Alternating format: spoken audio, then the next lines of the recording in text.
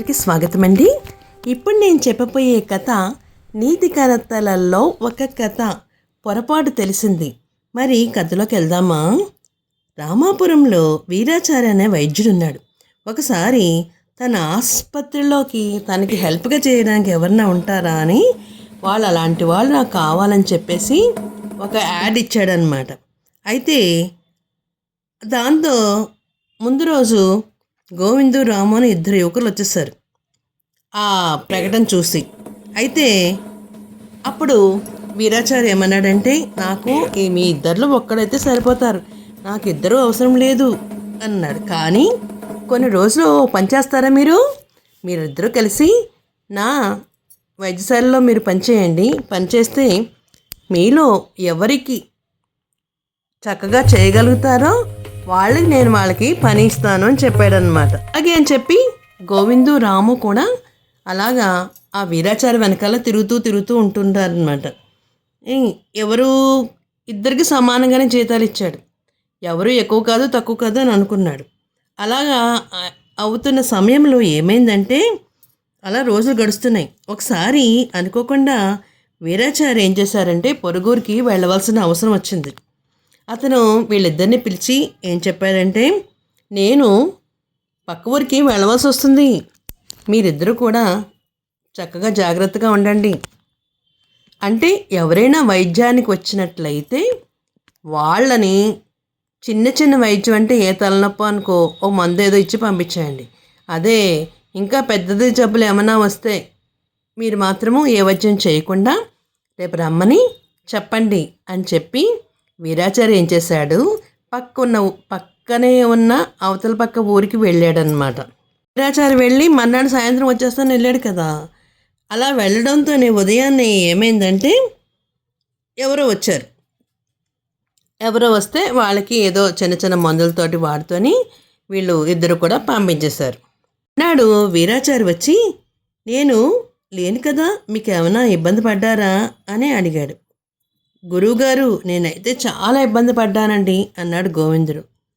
అలాగే రామ్ ఏమన్నాడంటే, నేనేం ఇబ్బంది పడలేదు, నాకు అన్నీ ఏం చేయాలంటో తెలుసు కదా అని, అందుకనేసి నేనేం ఇబ్బంది పడలా. ఇక్కడ ఏమైంది, పనిలో ఉండడానికి వీరాచార్య ఏం చెప్పాడంటే, సరే అయితే రాము నువ్వు ఇక్కడే ఉండు కానీ గోవిందు వద్దు అని చెప్పాడనమాట.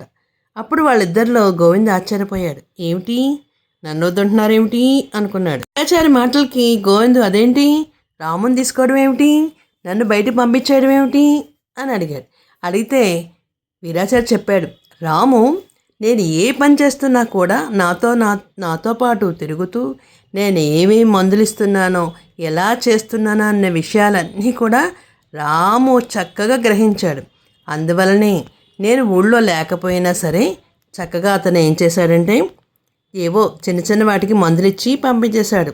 నేను లేకపోయినా అక్కడ నా పని పూర్తి చేశాడు. కాబట్టి రాము చాలా తెలివైనవాడు, చాలా చక్కగా చేస్తున్నాడు. కాబట్టి నేను అతన్ని ఇంట్లో ఉంచుకున్నాను. ఇక నుంచి నువ్వు వెళ్ళొచ్చు అని చెప్పి గోవిందుని పంపించేశాడనమాట. అప్పుడు గోవింద్ అనుకున్నాడు, అయ్యో ఇలాగా నేను ఇలా చేశానేమిటి, చక్కగా అయ్యగారు చెప్పినట్టుగానే అన్నీ చేసుకుని ఉంటే నాకు ఇబ్బంది లేకుండా ఉండేది కదా అనుకున్నాడు. కానీ వీరాచారికి ఎవరు కావాలి, బాగా పనిచేసేవాడు, తను కూడా తిరిగేవాడు ఎవరైతే ఉంటాడో అలాంటి వాడే కావాలన్నమాట.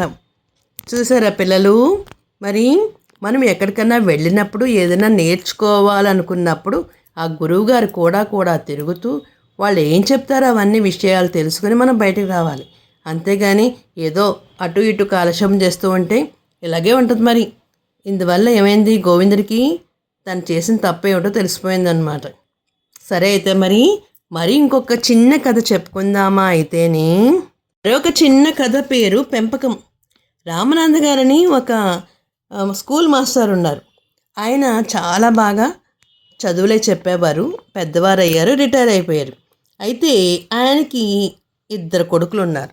కొడుకులకి పెళ్లి చేస్తే కోడలు కూడా వచ్చారు. మరి కోడళ్ళతో పాటు మనవరాళ్లతోని ఆయన జీవితం చాలా సంతోషంగా జరిగిపోతుంది.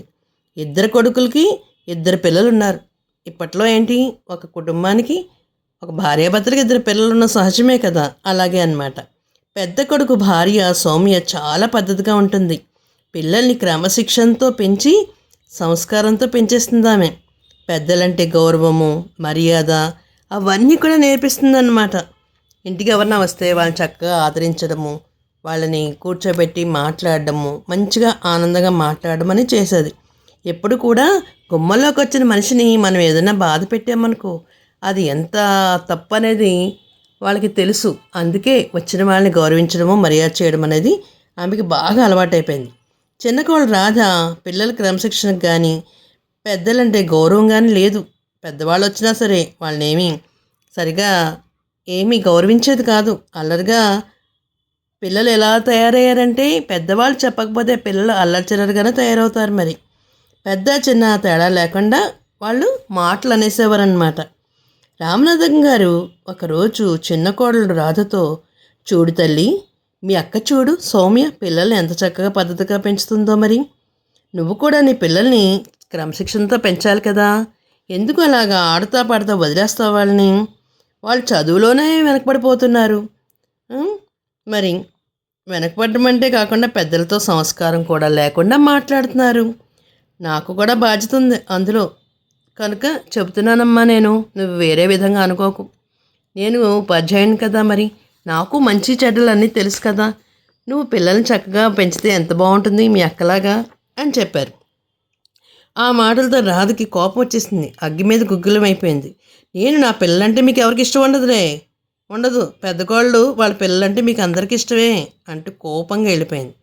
ఆమె మాటలు రామనాథానికి ఏం చేయాలో తెలియలేదు. మౌనంగా ఉండిపోయారు. అయితే మరుసటి రోజు ఏం చేశాడంటే ఆయన తన స్నేహితుడు షాప్కి వెళ్ళాడు. రామనాథం గారిని చూడగానే దుకాణంలో ఉన్న 2 రామచిలుకలు గురువుగారు నమస్కారం అండి అంటూ ఎంతో ఆప్యాయంగా పలకరించాయి. రామనాథం ఎప్పుడు వచ్చినా ఆ 2 రామచిలుకలు ప్రేమగా రామనాథంతో మాట్లాడుతాయి. వాటిని చూడగానే పిల్లల్లో మార్పు కోరుకుంటున్న రామనాథం గారు ఒక ఆలోచన వచ్చింది ఆయనకి. ఇంట్లో జరిగిన విషయాలన్నీ తన ఆలోచన మిత్రుడికి చెప్పి తన దగ్గరున్న 2 చిలుకల్ని తీసుకుని 2 పంజరాల్లో పెట్టుకుని ఇంటికి తీసుకెళ్ళాడు. 2 కోడల్ని పిలిచి చూపించగా రామచిలుకలు ఒకేసారి అమ్మగారికి నమస్కారములు, బాగున్నారా అంటూ ముద్దుగా పలికాయి. ఆ మాటలకి ముగ్ధులైన 2 కోడళ్ళు, ఆహా ఎంత బాగున్నాయి చిలకలు, ఎంత చక్కగా మాట్లాడుతున్నాయి అని సంతోషంగా ఆ రామచిలుకలను తీసుకున్నారు. ఈ 2 రామచిలుకలను 4 రోజుల పాటు మన ఇంట్లో ఉంచుకోవచ్చు, తర్వాత నా స్నేహితుడు ఇచ్చేయాలని చెప్పాడు. మీరు 4 రోజులు చక్కగా ఈ రామచిలుకలతో గడపండి. నేను నా స్నేహితుడితో తీర్థయాత్రకు వెళ్ళి 4 రోజులు పోయిన తర్వాత వస్తాను చెప్పారు రామనాథం గారు.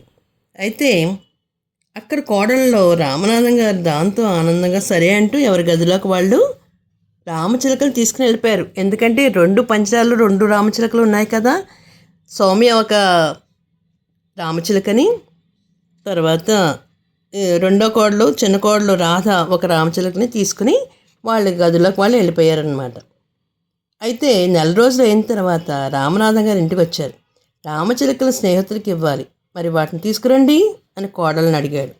2 కోడళ్ళు రామచిలుకను బయటికి తేగానే పెద్ద కోడల దగ్గర ఉన్న రామచిలుక రామనాథం గారిని చూడగానే, గురువుగారికి నమస్కారాలండి, చాలా రోజుల తర్వాత వచ్చారు, ఎలా ఉంది ప్రయాణం, బాగా జరిగిందా అని ఎంతో ఆప్యాయతగా పలికింది. చిన్న కోడల దగ్గర ఉన్న చిలక, ఎప్పుడొచ్చావు నువ్వు, బాగున్నావా, రా అని ఎంతో పరుషంగా మాట్లాడేసింది. దాని మాటలు విన్న చిన్న కోడలు ముఖం చిన్నపోయింది.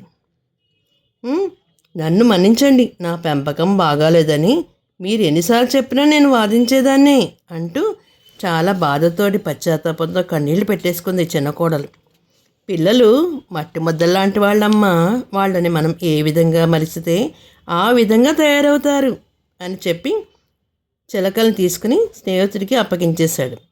రామచిలుకల వల్ల చిన్న కోడల్లో చాలా మార్పు వచ్చింది.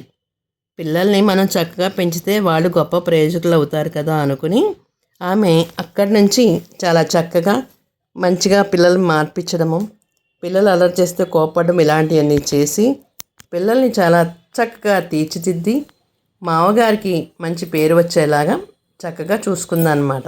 చూసారా పిల్లలు, మరి మనము మన పెంపకము బాగుంటే వాళ్ళు కూడా చక్కగా తీర్చిదిద్దగలుగుతారు పిల్లలు. పెద్దవాళ్ళు ఎప్పుడు కోపడుతున్నారని వాళ్ళు బాధపడకూడదు. ఎందుకంటే ముద్దుగా చూసేవాడు ముద్దుగానే చూస్తారు, కోపపడేటప్పుడు కోపం చూపిస్తారు. అందువల్ల అమ్మ చెడ్డది, మంచిది కాదు, చెడ్డది అన్న ఆలోచన కూడా ఉండకూడదు. మరి చాలా చక్కగా నేను 2 కథలను చెప్పాను. చివరి వరకు వినండి. తెలుగువారి దీపకాంతికి లైక్ చేసి, షేర్ చేసి, సబ్స్క్రైబ్ చేసి, కామెంట్ రూపంలో